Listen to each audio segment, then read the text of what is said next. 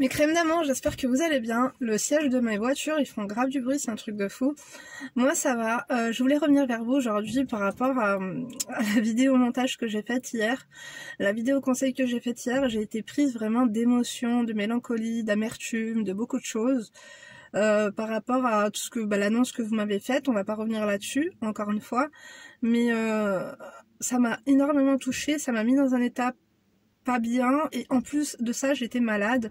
Il faut savoir que là on est le lendemain de cette vidéo, je vous avais fait le live, vous avez vu, j'ai bien commencé, tout allait super bien. Ensuite j'ai fait une vidéo conseil, analyse de situation où j'étais pas très bien, j'étais pas dans mon assiette, j'ai vomi toute la nuit, je sais pas si c'est ça, les émotions, ou peut-être que j'ai trop mangé ou pas, non j'ai même pas mangé hier soir. Mais ouais, j'étais pas bien. Du coup, je voulais pas que vous vous inquiétiez par rapport à tout ça, ou pas, hein, si tu t'inquiètes ou pas, bien sûr. Attends, j'aurais bien aimé me moucher. Qu'est-ce que j'ai dans mes poches? Non, j'ai tout sauf ce que je veux.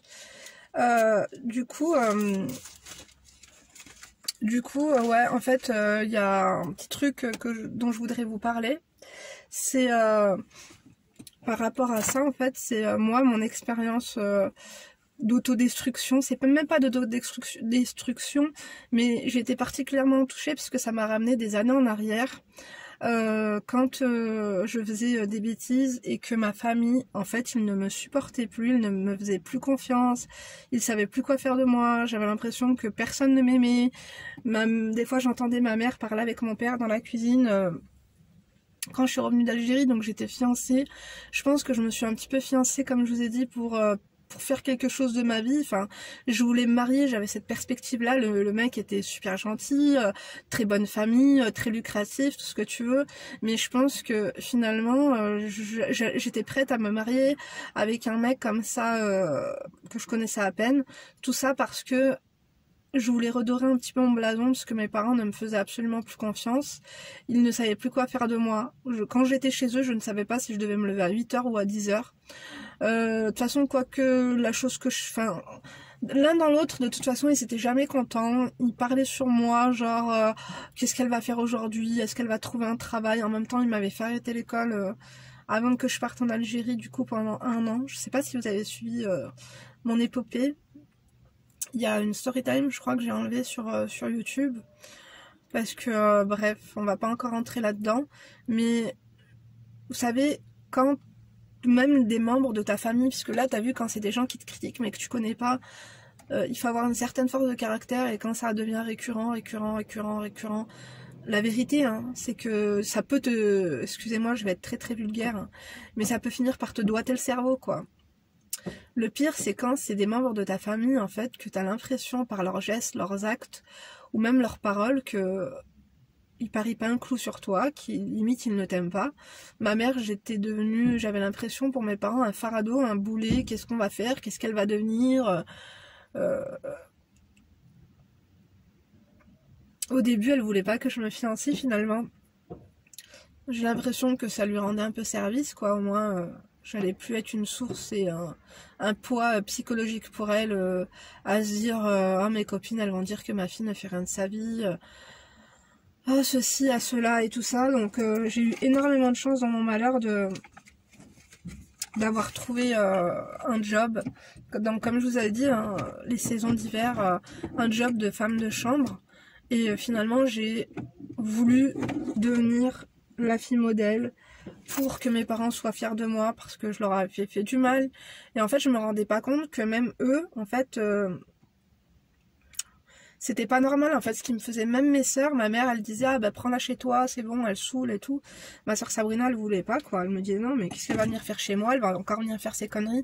Je sais que j'étais pas la fille modèle, je sais que j'étais pas la fille parfaite, mais mine de rien, quand je suis rentrée d'Algérie j'avais quand même pris beaucoup de maturité, tu vois, mais plus personne me faisait confiance. Ma sœur Nora elle vivait aux Bahamas à cette époque, et à chaque fois qu'elle venait, moi j'étais contente parce qu'on se voyait une fois par an. On se voyait une fois par an à l'époque où elle était hôtesse de l'air. Et à chaque fois qu'elle venait, et ben je voulais passer des bons moments avec elle, mais non, c'était que des sermons, des sermons. Ma mère, elle lui bourrait le crâne, elle lui disait, explique-lui, fais-lui. Enfin, du coup, en fait, même ma soeur que j'ai pas vue pendant 1 an, quand même, qui m'a élevée, hein, ma soeur Nora, elle m'a élevée parce que ma mère était malade quand je suis née et tout. Et ben même elle, en fait, j'avais même pas de... Je sais pas, personne ne me comprenait.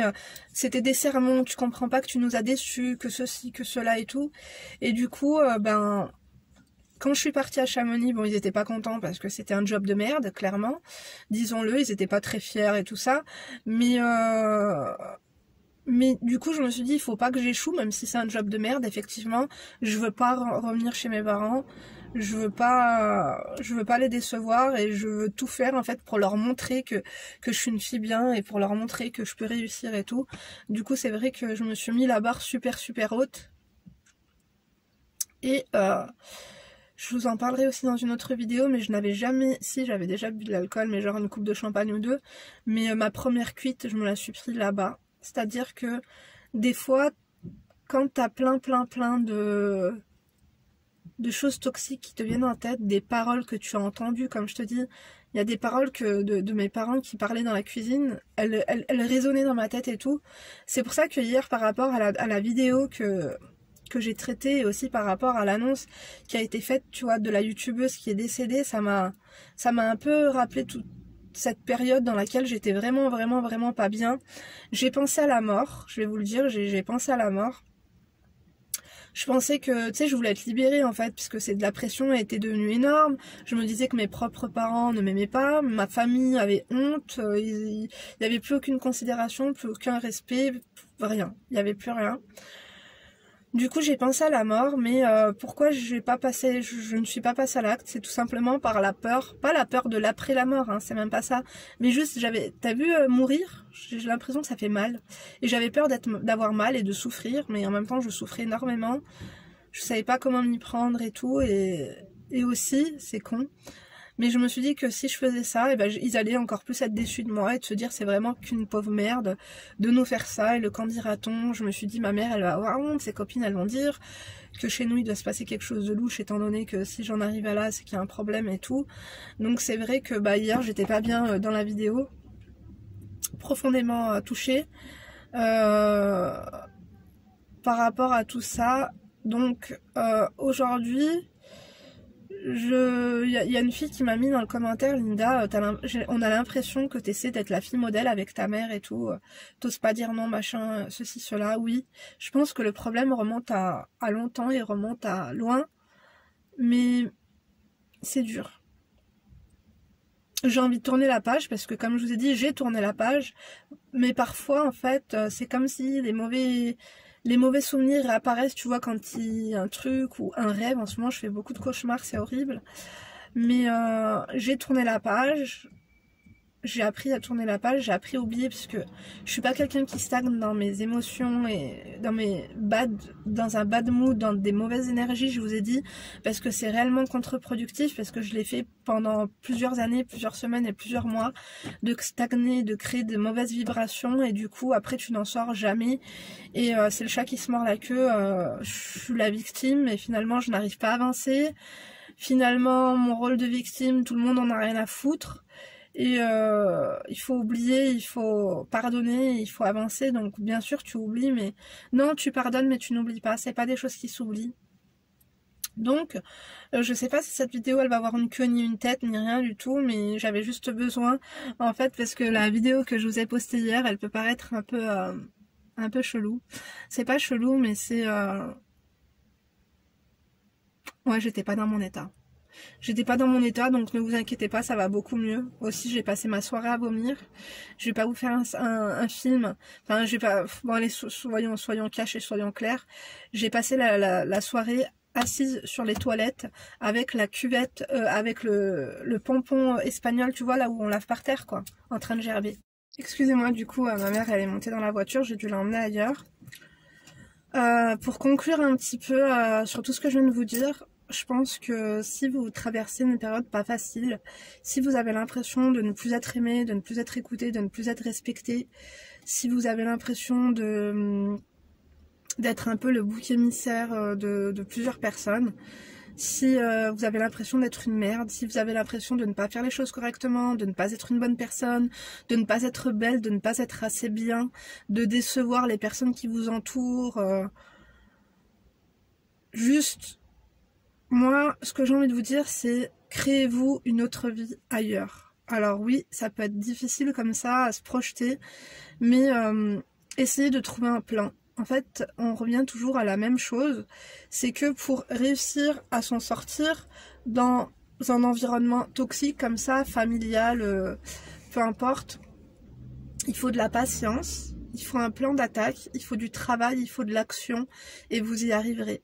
Je vous dis pas pour prendre votre revanche ou je ne sais quoi, mais juste pour pouvoir vivre, pour pouvoir réussir à retrouver votre dignité, votre fierté, reconstruire, vous reconstruire, que ce soit physiquement, mais surtout psychologiquement.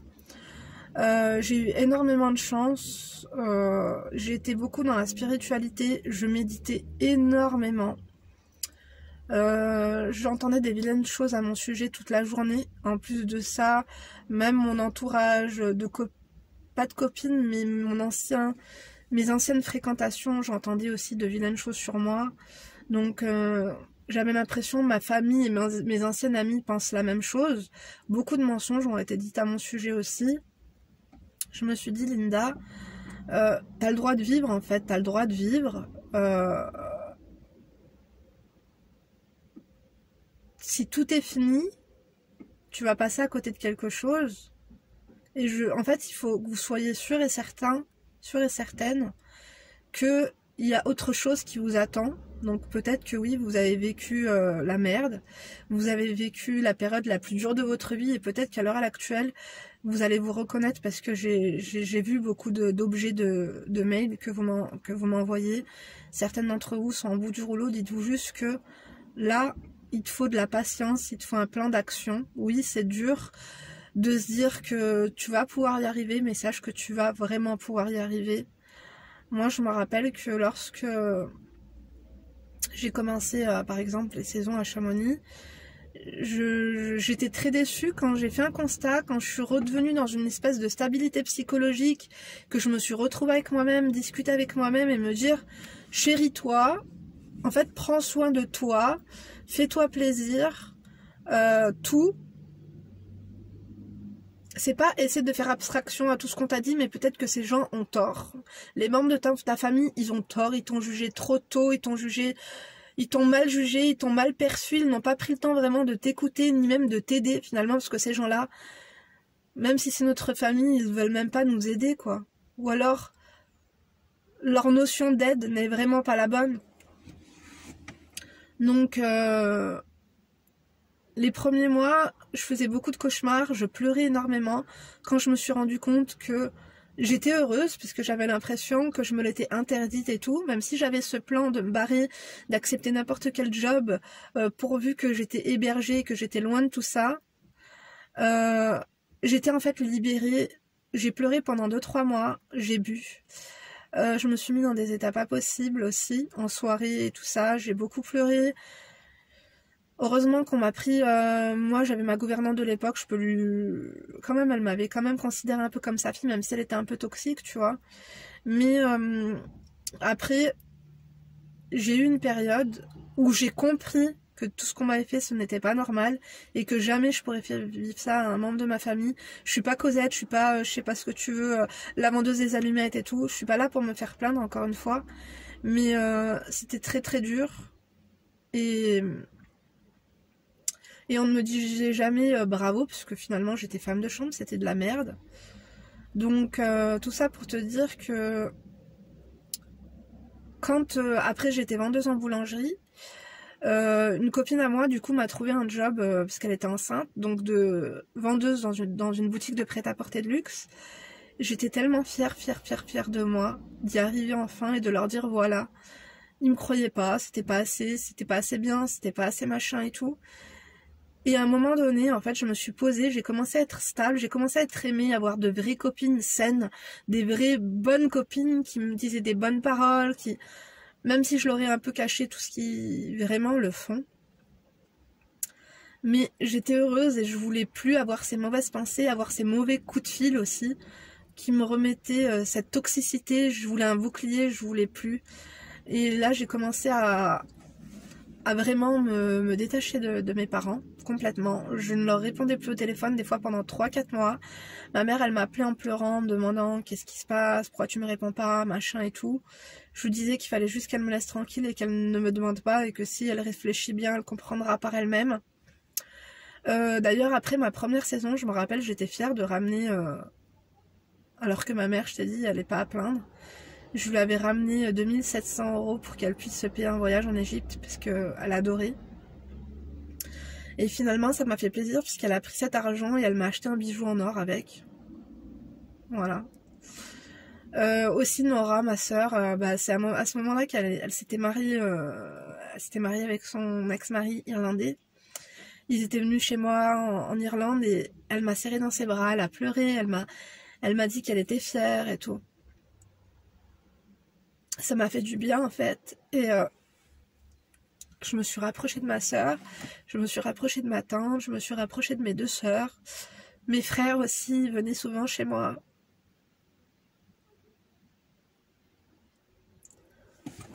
Ils venaient souvent chez moi.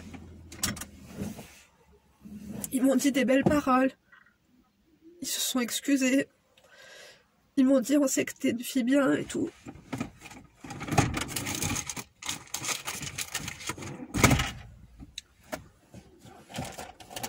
Je suis sur le parking.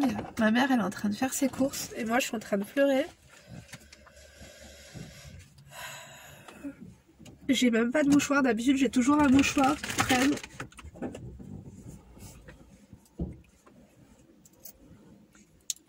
Je vais me nettoyer avec un avec un ticket de caisse. Je sais pas comment je vais... Ou avec le masque de ma fille. Je vais prendre un masque. Excusez-moi 2 secondes. Pause. Excusez-moi, j'ai repris mes esprits. Donc comme je vous disais, ils ont compris que... Ils ont enfin compris que j'étais pas méchante, que j'étais pas mauvaise, que j'avais juste fait des erreurs de jeunesse. Ils se sont excusés. Ils m'ont dit des paroles, vraiment, des paroles que j'avais toujours envie d'entendre. Et la relation que j'ai aujourd'hui avec mes frères, elle vaut tout l'or du monde en fait. Tout ce qu'ils m'avaient interdit et tout, ils s'en sont beaucoup voulus. Genre même je sortais, par exemple des fois on était invités dans des mariages, je sortais en boîte avec mes frères, tout ce qu'il y avait à faire, je l'ai fait avec eux. Ils m'ont invité dans des restaurants. Ils m'ont, par exemple, même quand eux ils buvaient, ils m'ont dit vas-y, tiens, sers-toi, fais ce que tu veux. On sait que t'es pas une mauvaise personne, fais ce que tu veux, clairement et tout. Donc, au-delà de ça, je sais pas, on a pu parler vraiment de tout et ils m'ont découvert. Et ils m'ont aimé. Je pense que c'est là où ils m'aimaient quand j'étais petite et tout, tu vois. Mais il y a eu un moment de coupure où je pense qu'ils devaient me détester, quoi. Mais ça m'a fait du bien de voir qu'ils m'aimaient vraiment et qu'ils tenaient à moi et qu'ils étaient fiers. Ils étaient vraiment fiers de moi. Même des fois, ils me proposaient des sorties, des voyages. Je disais non, je travaille. Ils me disaient mets-toi un peu en arrêt maladie, viens avec nous là ou là. Je disais non, je travaille et tout. J'étais devenue même trop sérieuse pour eux, tu vois. Donc, ma mère, elle a eu, je pense, une éducation difficile. Je pense que même sa mère, avec sa propre mère, c'était compliqué. C'était une relation toxique avec ses parents. Vu que c'était l'aîné de 15 enfants, on lui en a beaucoup demandé. Donc c'était beaucoup plus compliqué pour avoir une réelle discussion posée et tout ça avec elle. Ça a été un petit peu mieux. Et après, ça s'est empiré lorsque j'ai rencontré mon mari actuel. Et que le mariage... Enfin, j'étais fiancée à quelqu'un d'autre avant, comme je vous avais expliqué. Et du coup tout est tombé à l'eau et du coup quand je suis tombée enceinte de Léna, c'est reparti dans de la toxicité, quoi. On s'est reconstruite il n'y a pas très longtemps. Pour être honnête avec vous, on s'est reconstruit il y a 2-3 ans. Peut-être même avant un peu, ouais. Il y a 5 ans. 5 ans, ouais, il y a 5 ans. En 2015. Donc, je reste fragile parfois, mais je sais ce que je suis, je sais ce que je vaux, je sais que je suis une bonne personne. Il y aura toujours des gens qui douteront de vous, qui ne chercheront pas à vous connaître vraiment. C'est mal cadré, c'est un truc de fou là depuis tout à l'heure. Je Je pense que j'aurais dû cadrer comme ça, mais c'est pas grave.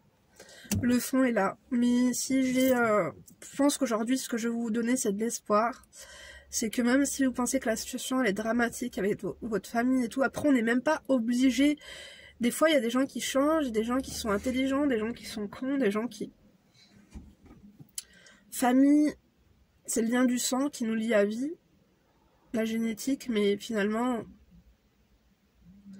si vous voyez que c'est des pommes pourries, ne les gardez pas dans le panier, jetez-les, quoi. Donc voilà, en fait, je vous explique un petit peu pourquoi hier j'étais pas bien. Enfin, hier, pour vous c'est aujourd'hui, c'est la première vidéo du jour. Et comme ça, au moins, on tourne un peu la page de ça. Ça m'a fait du bien de pleurer, de partager tout ça avec vous. Parce que vous me racontez, vous m'ouvrez vos cœurs, vous êtes sincère avec moi, je me devais de l'être avec vous. Enfin, du coup, ça m'a fait du bien, parce que cette chaîne, c'est un petit peu comme parfois un journal intime, un peu comme une thérapie aussi pour moi. Donc, un message d'espoir pour toutes ceux et celles qui vivent, qui sont incomprises, qui ont l'impression d'être malheureuses et que ça va durer comme ça à vie. Ça ne durera pas toute la vie. Mais ne restez pas dans cette situation, même si vous avez un plan, même s'il prend un peu de temps. Encaissez la toxicité, malheureusement. Essayez de méditer, essayez de... Il y a l'espoir qui fait vivre. Vous savez, on dit que l'espoir fait vivre. Ayez de l'espoir et faites tout pour parvenir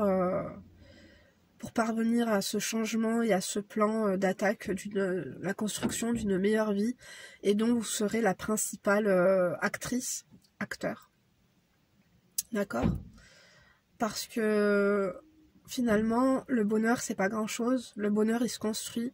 Et la construction du bonheur, elle prend du temps. Donc ne perdez pas votre temps et commencez dès à présent à construire votre bonheur finalement.